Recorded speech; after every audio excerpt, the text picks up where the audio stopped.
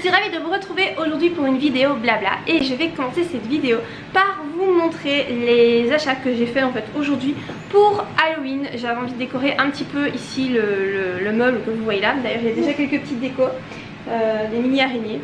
Voilà, ça fait partie des achats que j'ai fait aujourd'hui. C'est pas moi qui ai choisi ça, c'est ma fille. Elle a envie d'avoir des petites araignées et donc voilà, elle les a déjà installées.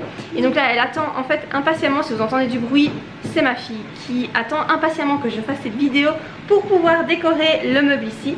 Et donc j'ai fait deux magasins en fait. Je suis allée chez Trafic et chez Zeeman. Donc ce sont des magasins qu'on trouve en Belgique. Je ne suis pas sûre qu'il y en ait en France.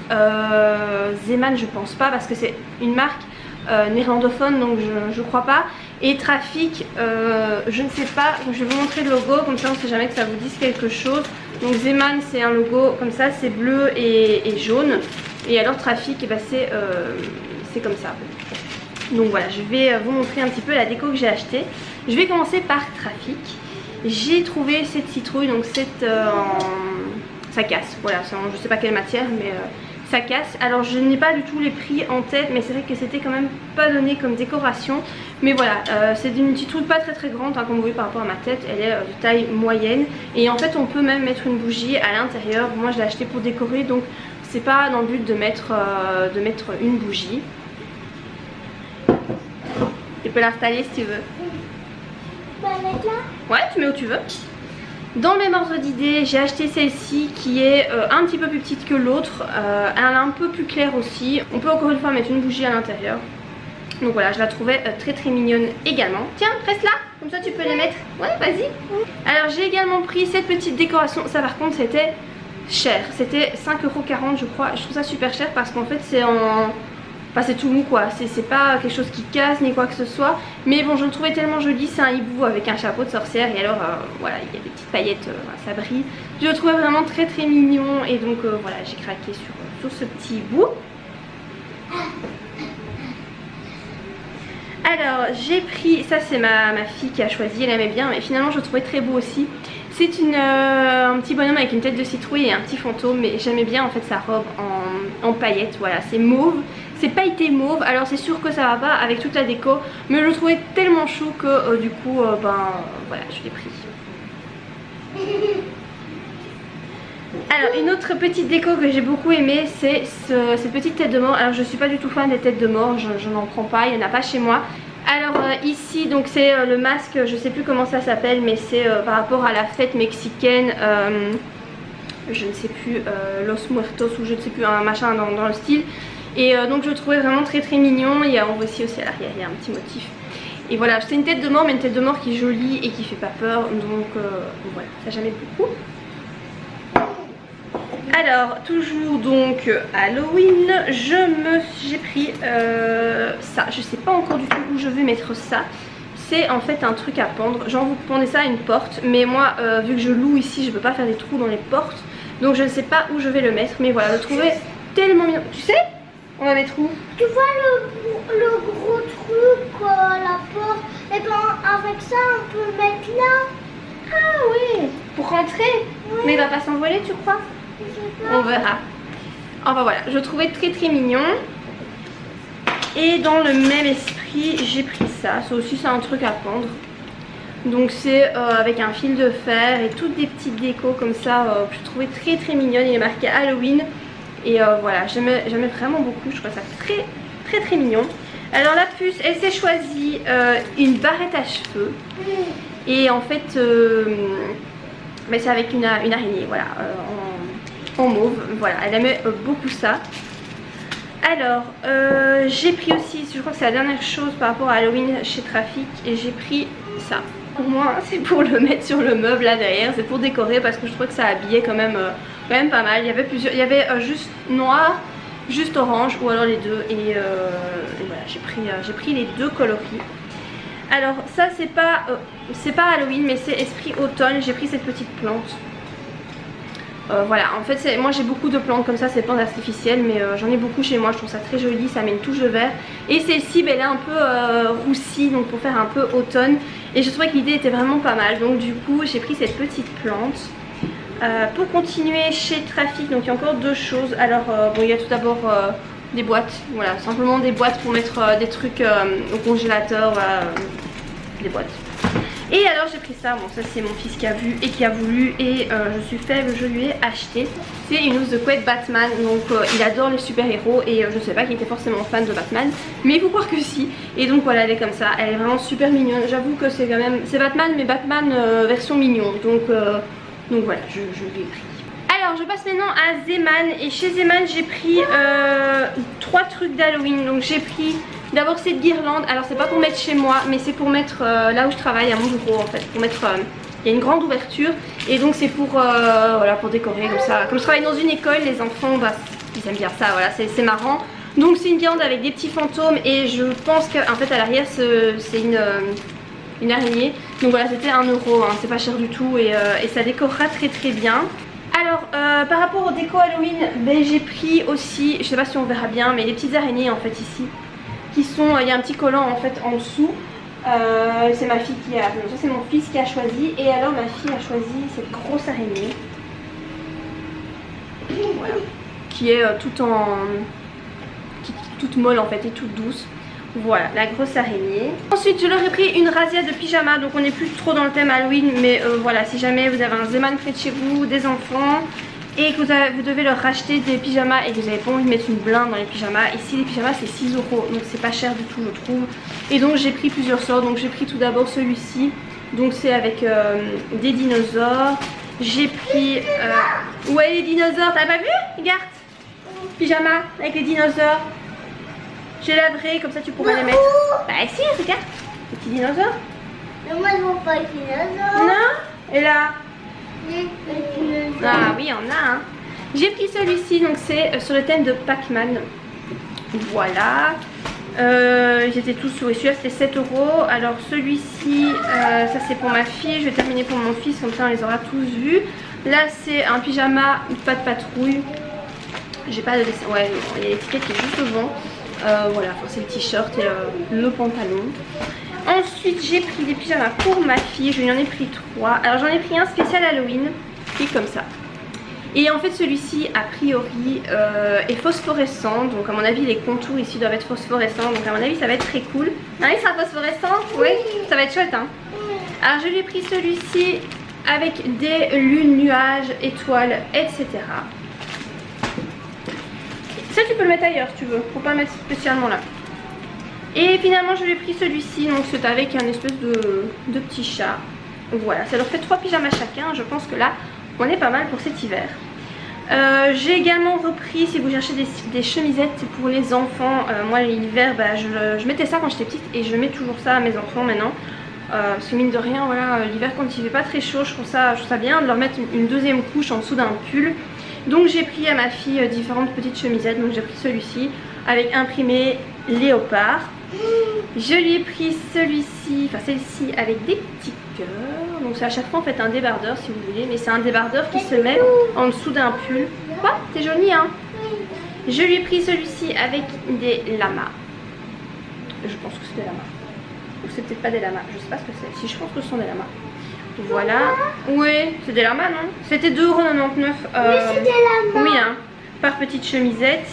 Je lui ai pris encore celle-ci, donc ça va avec le pyjama, c'est le même motif que le pyjama. Oui. Ah bah vas-y chou, tu sais faire tout seul hein. Alors je leur ai pris 2 t-shirts d'Halloween à chacun, enfin un chacun. J'ai pris celui-ci pour mon fils, donc je le trouvais vraiment sympa avec des têtes de mort et des fantômes et des petites citrouilles. Enfin voilà, il y a un petit peu de couleur, je le trouvais plutôt cool. Et pour ma fille, j'ai pris, et je me demande si c'est pas phosphorescent ça, non? Non, c'est pas phosphorescent. Ah si, Glow in the Dark. Oui, donc à mon avis ça sera phosphorescent quand il fera noir. Ça sera joli hein. Mais il faut que je le lave d'abord. Et donc celui-ci pour ma fille, voilà, avec un petit fantôme. C'était pas méga cher, c'était 2,99 € le t-shirt. Alors ils ont également choisi chacun une paire de gants pour cet hiver. Évidemment mon fils a choisi Spider-Man, hein, voilà. Ma fille a choisi les gants avec Mini. Alors j'ai presque fini les achats. J'ai pris des collants pour ma fille pour cet hiver. Je lui ai pris une paire de collants noirs avec des espèces de petits fils dorés. Et alors je lui ai pris des collants roses avec des étoiles. Oui, voilà. là, il est pas. Et beau hein celui-là, c'est en coton, il est tout doux en plus celui-ci le rose. Il est joli hein. Oui, il est tout doux. Alors finalement j'ai pris des chaussettes pour mon fils, j'ai pris, il y a à chaque fois 2 paires. Pour moi, Oui pour toi mon cœur. Des chaussettes Pac-Man. Et je lui ai pris ouais, des chaussettes Sonic. Donc ça il connaît pas forcément mais moi je regardais quand j'étais petite et puis il y avait le jeu vidéo et tout donc voilà. C'est pas Batman, c'est Sonic et Pac-Man chou. Bah viens voir. Viens voir, ils sont ici. Donc voilà par rapport à ces achats du jour pour Halloween. Je vais décorer ici le meuble derrière. Et je vous montrerai après la petite déco que j'ai fait. Et puis de toute façon, hein, il n'y a pas Batman, c'est Pac-Man. Batman et Sonic. Et Sonic. Sonic. C'est toi? Voilà, oui tu peux les prendre. Donc voilà, je vais faire la petite déco, je vous montrerai après ce que ça donne. De toute façon vous la verrez dans les prochaines vidéos sur la chaîne. Oui après, 2 minutes. Donc voilà, je vous retrouve plus tard pour la suite de la vidéo.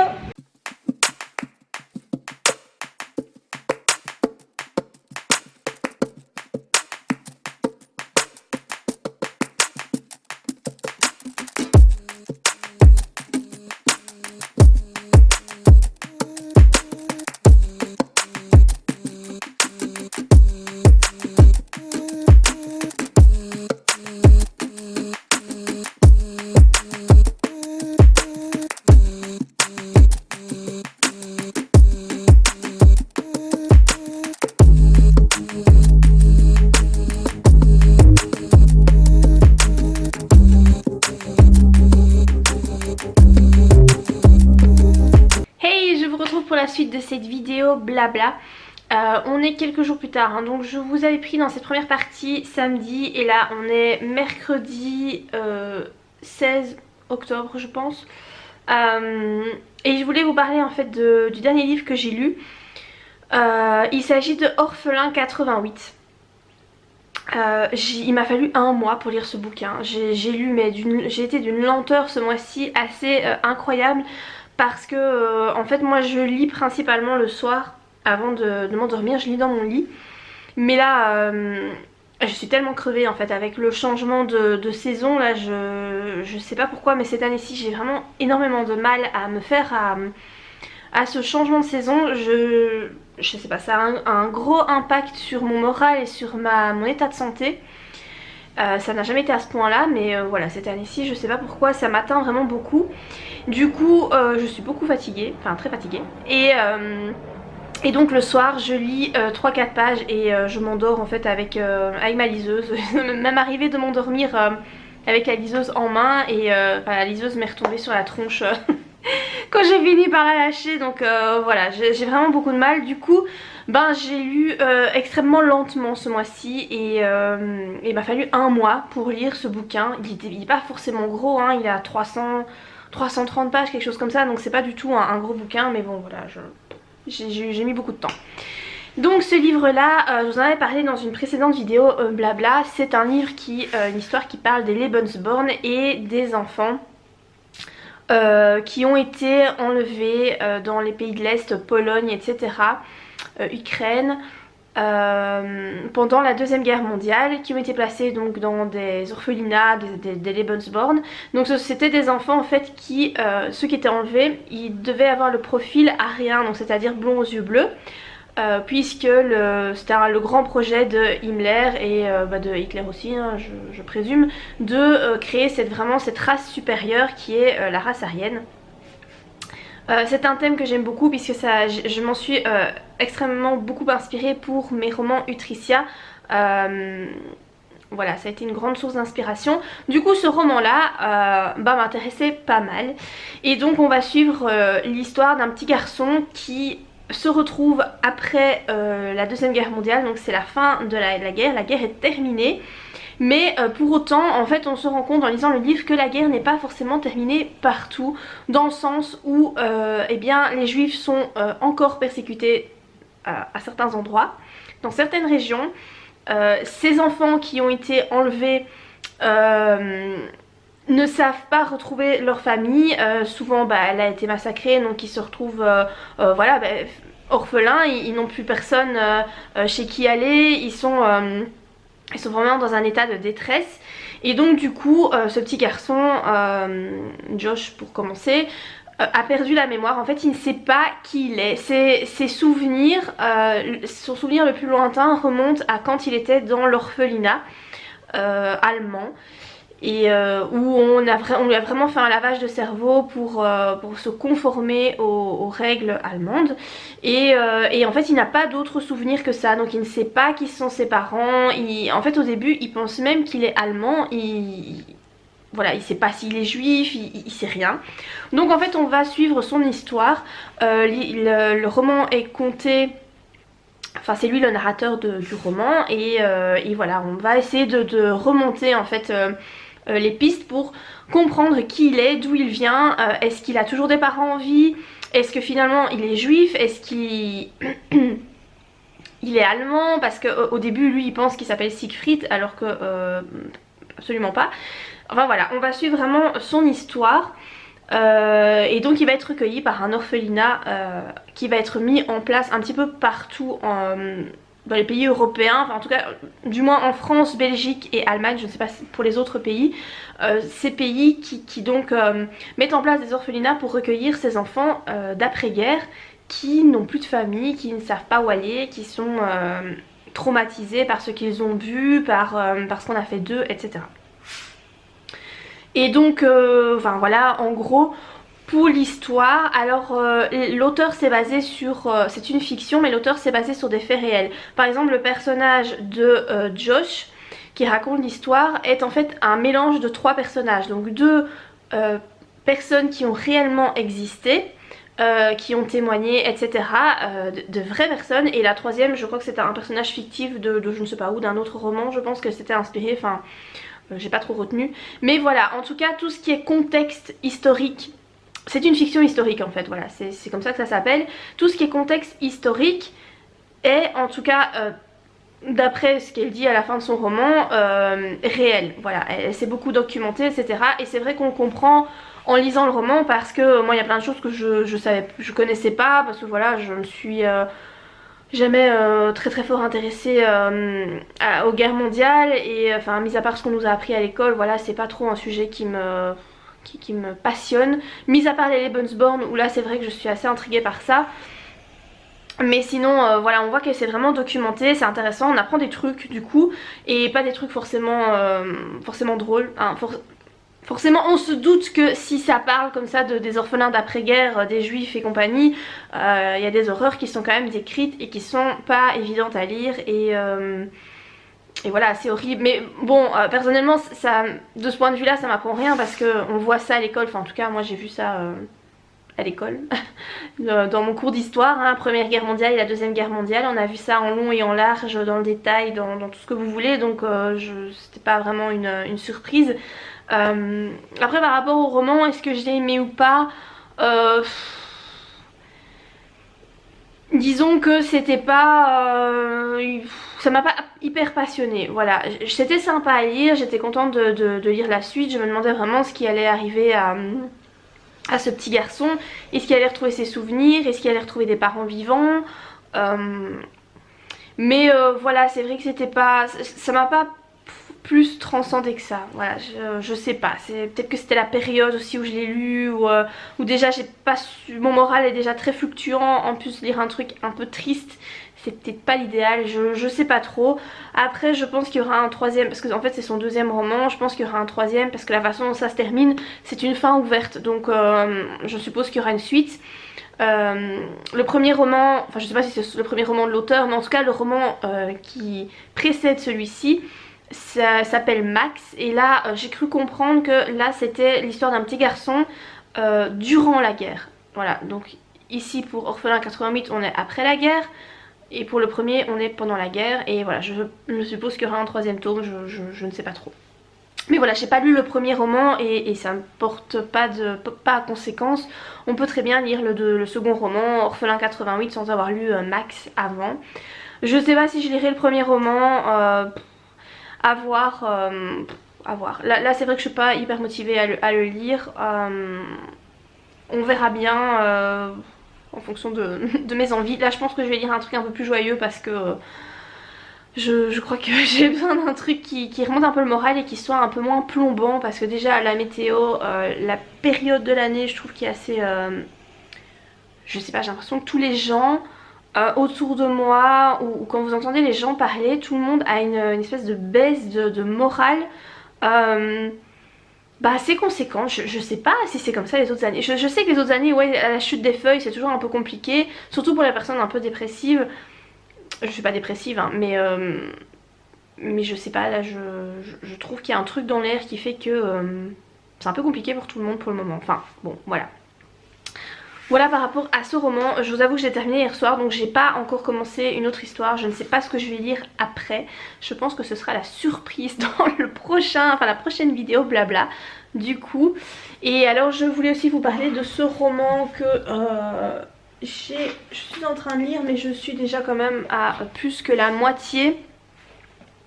C'est celui-là, non, c'est À qui ferais-je de la peine si j'étais moi-même de Jacques Salomé. Je l'avais acheté en fait sur Vinted en seconde main avec toute une série d'autres bouquins et j'ai eu envie de commencer celui-là parce que le titre en fait me semblait très prometteur. Et il se trouve que c'est pas si prometteur que ça, voilà. Le titre est bien, le contenu l'est un peu moins. En fait disons que l'auteur vous dresse une liste des autosaboteurs qu'on peut des autosaboteurs qu'on peut avoir, hein, voilà, des trucs qui font que on n'est pas réellement nous-mêmes et qu'on se fait du coup du mal parce qu'on n'est pas nous-mêmes. Et en fait il dresse la liste, il donne quelques explications par rapport à ces autosaboteurs, donc de genre 2-3 pages. Et puis il passe au prochain, etc. Donc si vous voulez, en lisant certains trucs, vous vous dites ah oui moi c'est vrai je fais ça, donc c'est vrai que cet autosaboteur là, je l'ai en moi. Mais il ne vous donne pas de solution pour régler ça. Ou vraiment 2 lignes quoi, donc c'est pas du tout suffisant et pour moi ça n'a pas de grande utilité parce que bah oui c'est bien de mettre le doigt sur quelque chose, mais si on te montre pas comment tu peux faire pour régler le problème, bah en fait t'es toujours au même point quoi. Et en plus vu que moi c'est vrai que je m'intéresse au développement personnel depuis quand même quelques années, mes autosaboteurs je les connais déjà, je sais voilà, j'ai très bien conscience de ce qui va pas chez moi, je me fais pas d'illusions, je sais tout ça. Et en fait ce roman du coup oui j'ai la confirmation en lisant certains trucs, je me dis oui je sais très bien, j'ai cet autosaboteur là. Et puis après ça m'aide pas du tout. Donc si vous voulez je vais vous donner un petit exemple comme ça. Moi j'ai quand même souligné je souligne des trucs qui me semblent pertinents, même si ça n'est pas d'une utilité assez incroyable. Je vais vous lire ici l'un des autosaboteurs qui me concerne personnellement, que j'ai souligné. C'est l'autosaboteur je ne suis pas capable, je n'y arriverai jamais, je ne peux pas.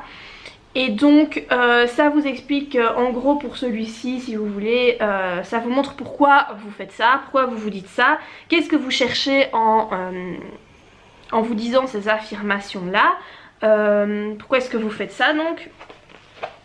Et c'est vrai que du coup il y a quelques trucs intéressants hein, parce que c'est vrai que parfois on sait qu'on fait certains trucs, on sait pas trop pourquoi on les fait, et là ça donne quelques petites explications, voilà, on se dit ah oui finalement c'est peut-être parce que j'ai peur de ci ou ça. Et donc voilà, après ça fait 3 pages et ça vous aide pas forcément à régler le truc quoi. Ici j'ai souligné voilà, un peu plus de passages, je sais pas c'est quoi, c'est l'autosaboteur, surtout ne pas demander, attendre que l'autre comprenne notre demande sans avoir à l'énoncer. Voilà, je sais très bien que j'ai cet autosaboteur là qui est assez conséquent chez moi. Et je sais que c'est un gros problème et je ne sais pas comment le régler, mais ça n'aide pas. En fait ici vous avez un espèce de semblant de solution qui fait 4 lignes, mais pour moi c'est pas du tout assez pour essayer de régler le problème quoi. Donc ça donne en fait, je pense que le livre donne quelques pistes, mais c'est tout. Je pense qu'après, une fois qu'on a détecté ce qui allait pas, il faut essayer de creuser plus loin et acheter d'autres bouquins ou voilà, ou je ne sais pas, mais essayer de creuser plus loin parce qu'ici concrètement le livre est pas suffisant et je pense que c'est pas un achat que je conseille parce que autant mettre son argent dans quelque chose d'un peu plus utile, parce que ce livre là pour moi il est pas utile. Voilà, il y a beaucoup mieux. Je pense qu'il y a beaucoup mieux comme livre, enfin je pense pas, non j'en suis sûre, j'en ai déjà lu d'autres. Il est pas terrible. Donc ce livre là je le conseille vraiment pas. Alors j'en profite également pour vous montrer mon dernier achat, puisqu'on est dans une vidéo finalement je vous ai montré plein de trucs que j'ai acheté ce mois-ci. C'est assez rare hein, que je vous montre mes achats, mais là c'est vrai que je pense que c'est dû au fait que le moral a été un peu mauvais. Du coup je me suis rattrapée pour acheter plein de trucs. Enfin voilà, j'ai voulu décorer un petit peu la maison, je sais pas, peut-être pour essayer que ce soit un peu plus chaleureux, j'en sais trop rien.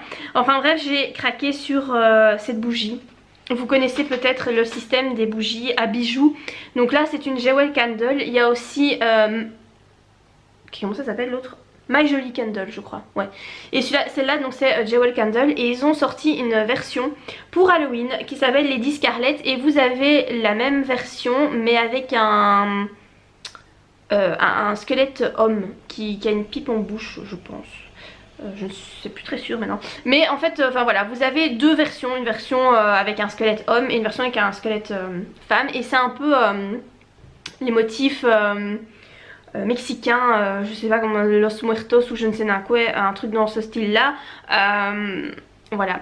Et la bougie est noire. Et en fait, ce qui m'a beaucoup interpellée, donc vous avez un bijou à l'intérieur que j'ai déjà eu, je vais vous montrer après. C'est un bracelet en fait dans ces bougies là. Et en fait l'odeur, je m'attendais pas à cette odeur là du tout. Et en fait je suis mais tellement fan. Ça sent le vin chaud. Est-ce que vous avez ça en France? Je suppose que oui quand même. Que pendant les périodes de Noël, le vin chaud vous savez, vous mettez plein d'épices dedans. Et ça a une odeur vraiment très particulière. Et bien cette bougie sent exactement le vin chaud. Ça sent vraiment ça et je trouve que l'odeur est tellement délicieuse.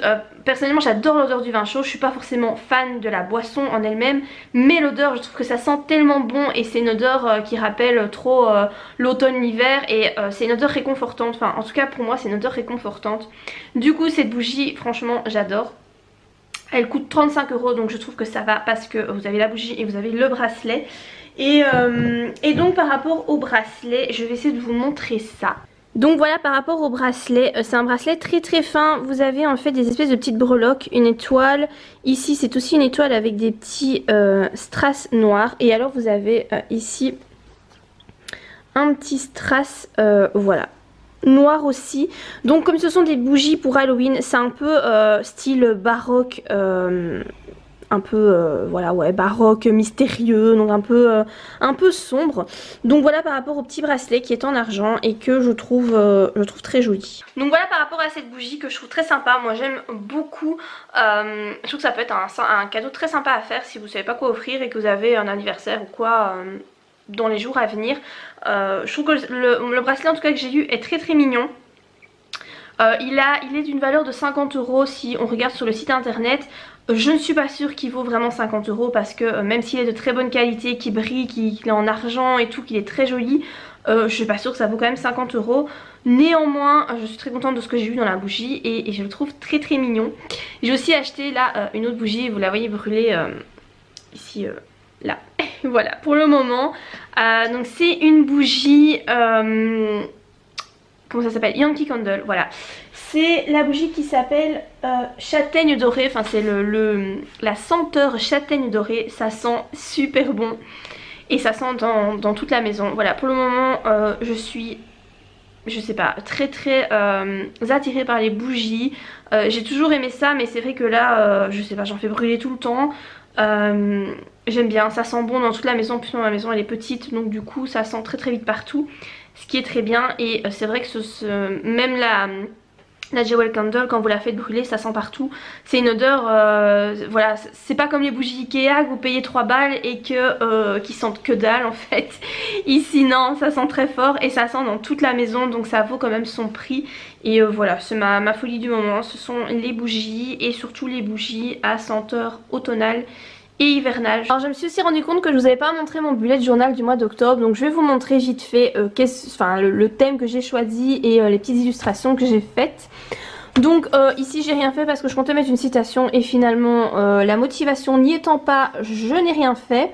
Donc j'ai juste fait une illustration ici sur la page de garde, voilà, une illustration très automnal avec des citrouilles. Et alors je fais un espèce de petit rappel Halloween quand même, mais je voulais pas faire vraiment sur le thème d'Halloween. Je préférais faire sur le thème vraiment automnal avec voilà, des couleurs automnales, etc. Je trouvais que ça donnait très bien. Ensuite ici pour le monthly, ben j'ai fait exactement pareil, hein. J'ai pris vraiment sur le mois de... J'ai tout misé sur l'automne. J'ai juste fait ici un rappel Halloween avec une citrouille. Mais pour le reste c'est vraiment automnal. Donc j'ai fait ici un petit arbre qui perd ses feuilles. J'ai dessiné des champignons, je fais des petites feuilles.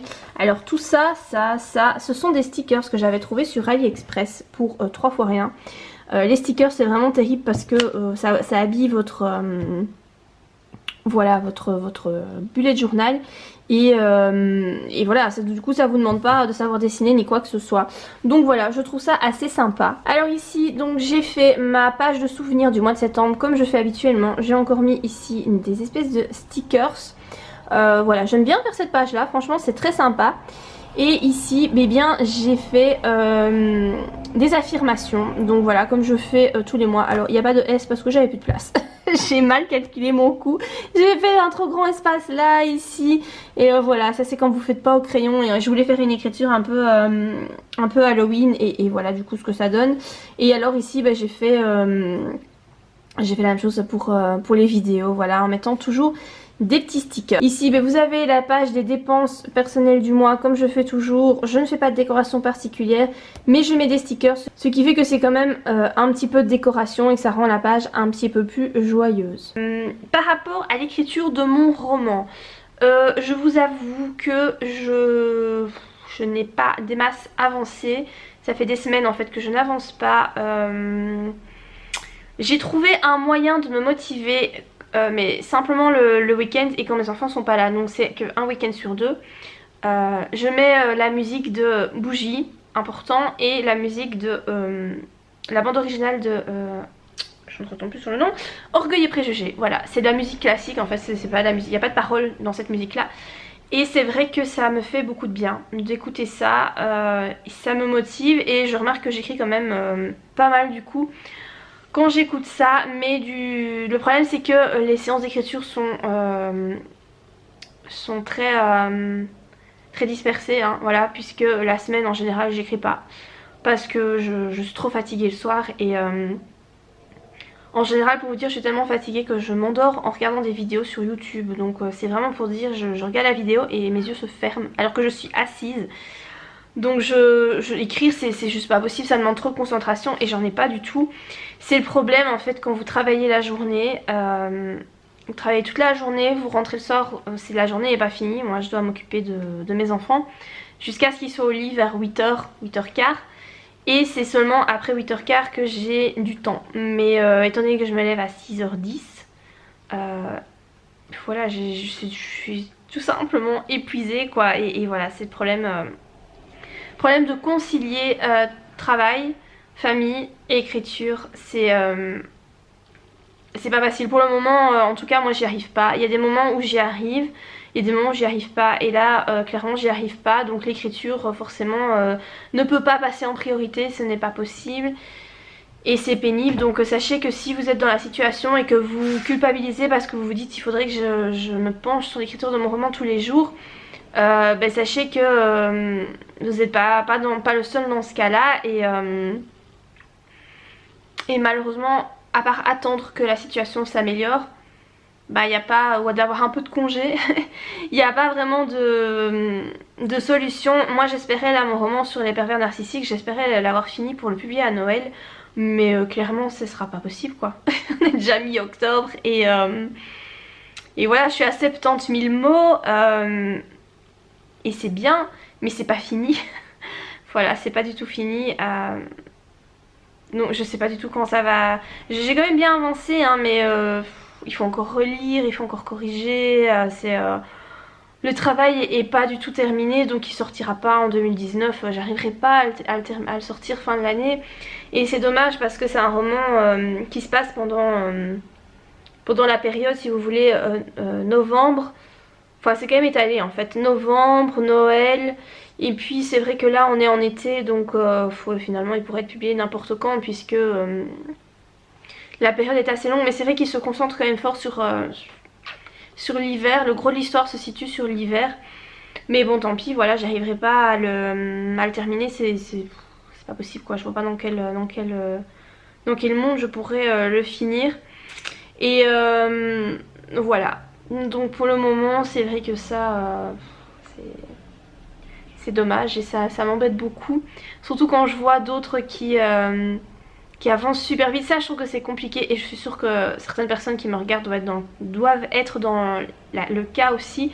C'est quand vous regardez d'autres auteurs autour de vous, que vous voyez que les auteurs sortent 2 romans par an, ou que vous voyez qu'ils avancent super bien et tout, et vous êtes là devant votre truc et vous vous dites mais comment ils font quoi, moi j'arrive pas, même 1 par an c'est difficile, comment ils font, c'est pas possible, enfin qu'est-ce qui se passe, comment ça se fait. Alors déjà il faut savoir que les personnes qui arrivent à sortir 2 romans par an souvent n'ont pas de travail à côté de l'écriture ou alors sont en mi-temps. Avant j'étais en mi-temps, j'ai été en mi-temps pendant tout un temps et j'écrivais beaucoup plus. Voilà. Mes enfants, enfin ma fille était à l'école, mon fils était bébé et il faisait des grosses siestes. J'avais énormément de temps pour écrire et j'avançais beaucoup. Voilà, s'il n'y a pas de secret, si vous passez vos journées dans un lieu autre que votre maison et que vous devez faire un boulot qui vous demande beaucoup de concentration et d'énergie, enfin le soir, voilà, vous avez un quota d'énergie et le soir, il n'y en a plus. Ou alors il faut se lever très tôt au matin, comme beaucoup font, comme j'avais vu Toni Morrison faisait. Elle se levait avant ses enfants. Je crois qu'elle se levait en fait avec le soleil. Et elle avait pour habitude de se faire un café et de regarder le soleil se lever en buvant son café. Et puis elle se mettait à écrire jusqu'à ce que ses enfants se réveillent. Donc elle devait forcément se lever vers 5 h du matin, un truc comme ça, enfin du moins en été. Parce qu'en hiver je sais pas comment elle faisait, parce que moi je me lève quand il fait noir. Et le soleil se lève, enfin je pars travailler que le soleil se lève à peine en fait, donc je sais pas, enfin bon bref. Mais voilà, elle se levait très tôt pour pouvoir écrire, donc c'est une solution, c'est la seule que je vois. Personnellement, si vous êtes trop fatigué après votre journée de travail, la seule solution que je vois c'est de vous lever plus tôt et de vous coucher plus tôt le soir pour pouvoir dégager du temps le matin avant d'être crevé en fait. Mais voilà, personnellement moi j'ai pas le courage hein. Moi me lever quand il fait noir, pour moi c'est très compliqué. C'est ça déjà que là pour le moment c'est difficile parce que je trouve que se lever quand il fait encore noir dehors, c'est juste complètement contraire au rythme, à notre rythme biologique, et moi ça me met très mal. Donc nous me lever à 5 h du matin pour écrire, je sais très bien que je vais pas écrire en fait. Je vais m'endormir devant mon clavier, mais bon voilà. C'est la seule solution en tout cas que je peux apporter par rapport à ce problème, solution que je ne vais pas choisir. Donc pour le moment moi j'accepte la situation en me disant je n'avance pas, tant pis. Je sais que le roman finira par s'écrire parce que je sais très bien que je vais toujours au bout de ce que j'entreprends, mais c'est juste qu'il va mettre plus de temps que je l'espérais quoi, voilà. Donc je pense que je vais arrêter cette vidéo blabla ici parce que je sais qu'elle sera vachement longue. Je suis pas sûre tout le monde va avoir le courage de m'écouter jusqu'au bout. Écoutez, en tout cas moi j'espère qu'elle vous a plu. Si c'est le cas, n'oubliez pas de la liker et je vous envoie tout mon courage en cette période compliquée pour beaucoup je crois. Et voilà, je vous dis à très bientôt pour de prochaines vidéos. Bye!